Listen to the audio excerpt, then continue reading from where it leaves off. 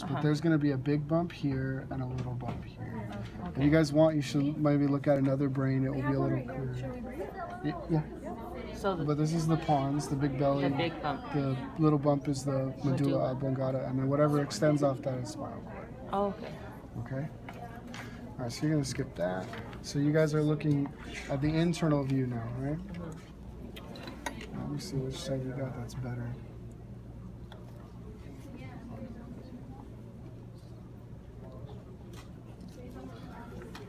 So do you see a big bump here and a little bump here? See a little clearer? Oh, yeah. Yeah. Pons, medulla oblongata. See, this is bigger, this is smaller. Okay. Pons, medulla oblongata. Okay.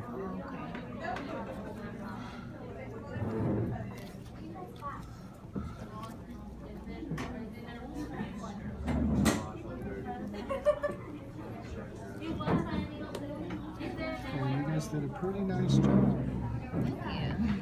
All right, you ready?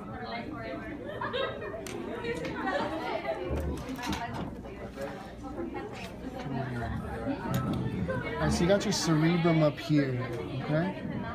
Just at the bottom of the cerebrum, you're gonna have this white matter region that looks like a Nike swoosh. And that's called the corpus callosum. Corpus callosum. Now, underneath the corpus callosum, there's gonna be a space. See how my probe disappears in there? Those spaces are gonna be ventricles for cerebrospinal fluid. So this is called the lateral ventricle. Okay. Underneath that, there's going to be a white band. You see that? Maybe it'll help if I do this. Stab it. Right, that white band is the fornix. Okay? The what? The fornix. Fornix? Fornix. Fornix. Okay? Now, under that, there's going to be another space, another ventricle here. See that? That's the third ventricle. Okay. So this is the lateral ventricle. Technically, there's two of them. So these are the first and second lateral ventricles. That's why this one's the third. Because the first and second is this one, and the other one on the other side. Okay. So this is the third ventricle. Do you see the circle under the third ventricle? Super clear. That's the thalamus. Thalamus? Thalamus. Okay. Behind the thalamus, you're going to see this little gland sticking out. That's the pineal gland. Pineal gland.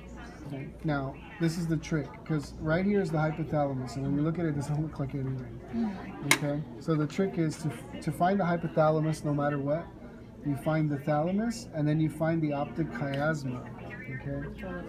So let me just prove it to you that that's the optic chiasma. Remember that was right there? You just cut into it. Okay, so that's the optic chiasma right there. So whatever's between those two, optic chiasma and thalamus, that's hypothalamus. So that's hypothalamus, and you may not have been able to do that if I hadn't showed you. Okay. So this is all the thalamus, hypothalamus here. Now, basically, once you get past the pineal gland here, so this area right here, this is going to be the midbrain. And in the midbrain, you're going to have these two bumps. So a top bump here, called the superior colliculus. The bottom bump here, called the inferior colliculus. If you want to see them a little better as bumps, you look at it like that. Yeah. Oh, okay, I see it. It's like a little curve. Yeah. Now, underneath, you see the groove right there? Yeah. That's the cerebral aqueduct. And it goes from the third ventricle to the fourth ventricle,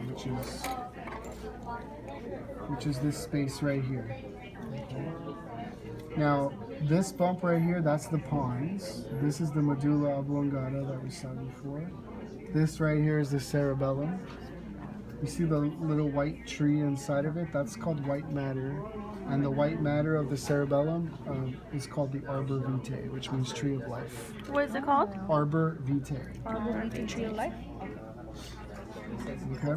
And then this is the spinal cord, and you guys did such a good job. You can see the central canal inside the spinal cord. Inside the spinal cord.